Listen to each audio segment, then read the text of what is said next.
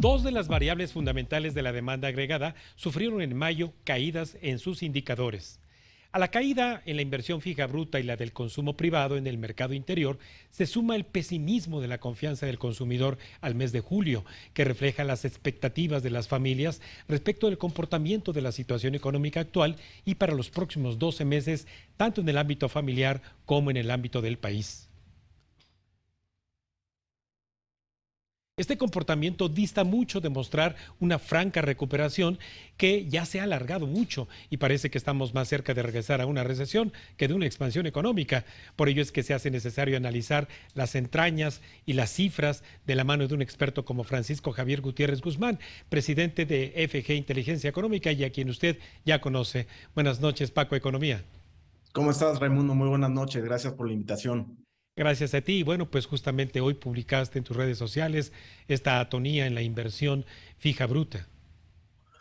Sí, Raimundo, mira, es muy trágico. Lamentablemente, no hay buenas noticias tampoco en este frente. Pues platicabas hace un momento con Adriana del Frente Fiscal y el gran dispendio que se está haciendo de nuestros recursos, el impacto inflacionario, particularmente el de México, que es muy, muy grave por la inflación de alimentos que afecta más a los que menos tienen. Y en el renglón de inversión, pues quizás sea uno de los peores. Raimundo, peores comportamientos de cualquier variable económica en lo que va del sexenio, porque bueno, pues como tú lo sabes bien, pero para explicación de tu auditorio, Sí. la inversión es el componente más saludable del ciclo económico. Si un ciclo económico empieza por la inversión, pues va a generar empleos, va a generar ingreso para los trabajadores, el ingreso genera consumo y el consumo genera ventas para las empresas y entonces el ciclo económico está completo.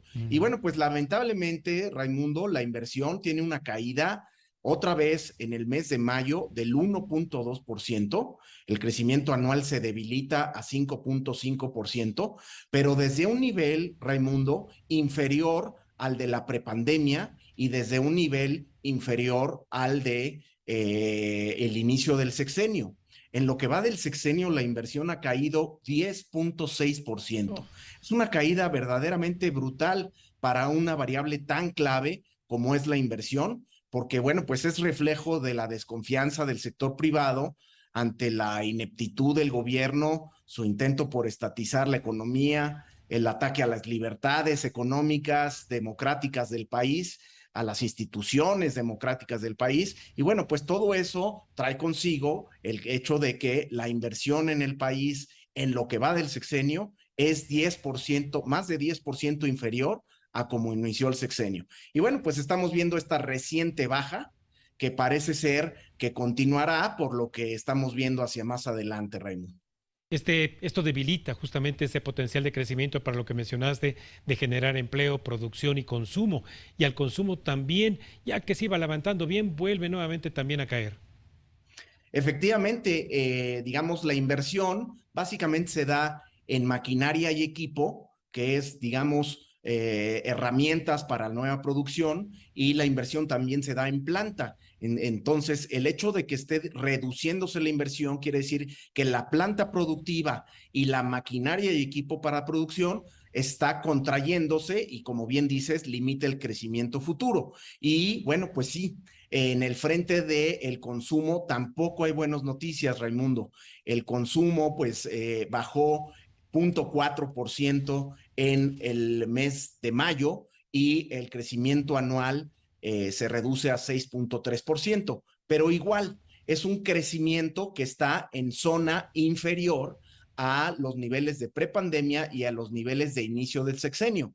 En lo que va del sexenio, Raimundo, una variable como el consumo, que pesa el 70% del Producto Interno Bruto, una variable como el consumo está estancada, es decir, tiene crecimiento cero. No ha crecido el consumo en lo que va del sexenio.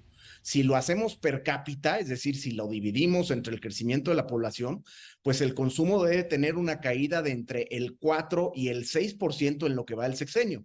Esto es gravísimo porque, bueno, pues el consumo debería de crecer por lo menos el crecimiento de la población. Y el hecho de que esté decreciendo, estancado en términos nominales, pues lo que nos quiere decir es que ni siquiera a pesar del crecimiento de las remesas y del enorme dispendio que ejerce el gasto público en programas electorales llamados gasto social, ni siquiera con ese aumento en el gasto público se ha mantenido o se ha podido mantener el consumo. Ya veíamos en tu entrevista anterior cómo pues los programas sociales incluso pues van de regreso y van de regreso porque están muy mal diseñados, no han funcionado, son muy inefectivos, incluso para mantener una base de consumo. Entonces, son dos variables muy graves, Raimundo, las que Sí. estamos viendo, porque el consumo, como decía, es el 70% del PIB y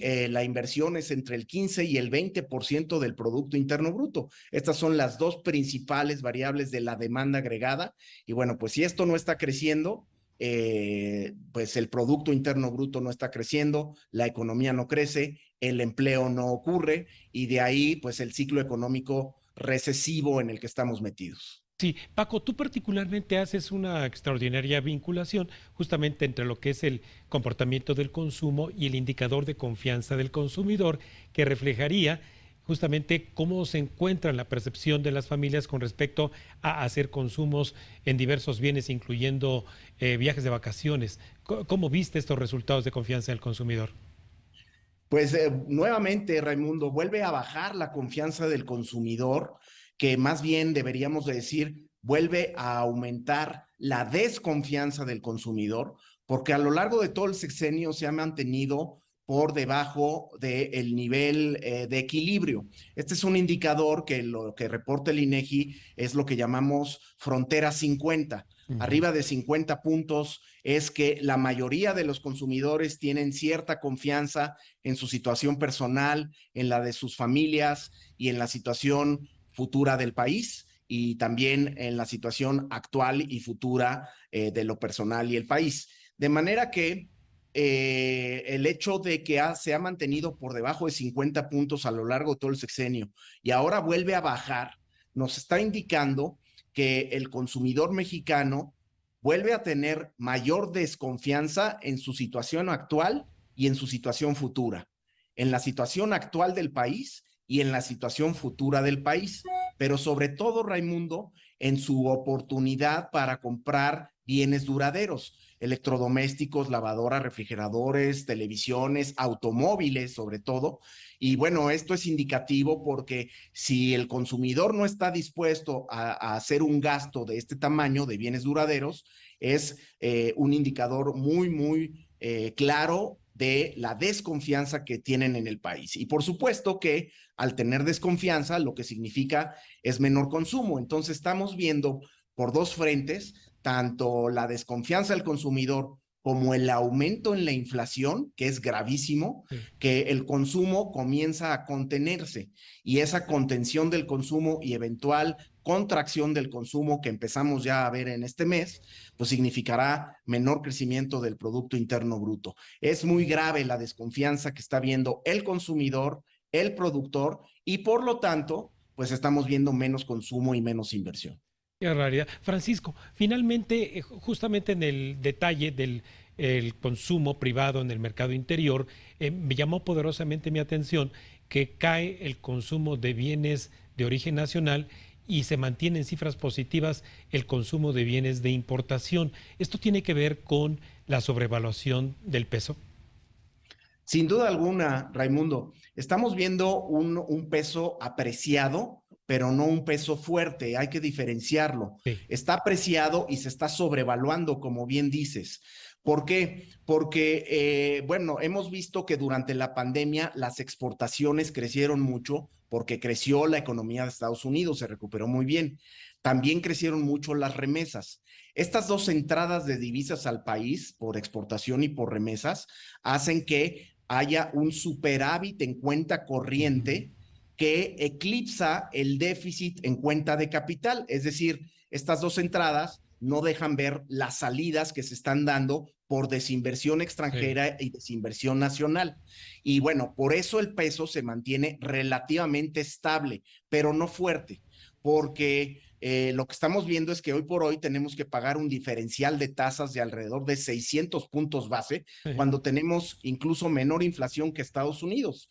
¿Por qué tenemos que pagar ese diferencial? Bueno, porque el riesgo país, sobre todo el riesgo en términos de incumplimiento del Estado de Derecho, Sí. es tan grave que tenemos que pagar mucho más para que los extranjeros o los nacionales compren los bonos gubernamentales. Entonces, sí, Raimundo, estamos viendo realmente que la situación se está poniendo muy delicada porque para enfrente tenemos una probable recesión en Estados Unidos, Sí. tenemos pues estas negociaciones, más bien discusiones en cuanto al incumplimiento de México Sí. del TEMEC, y bueno, pues ¿Cómo eso no? puede hacer que el comercio exterior, que es lo único que crece en la Sí. economía actual, se ponga en duda también. Muy bien, Paco. Muy bien, pues aquí estaremos también revisando contigo las próximas cifras de la balanza de pagos.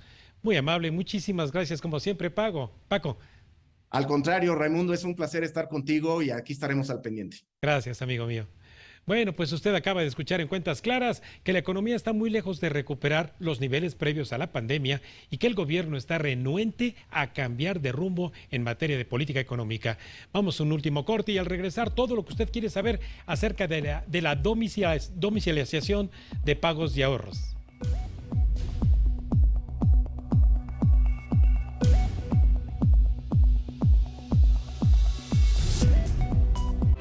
Estás viendo Cuentas Claras con Raimundo Tenorio.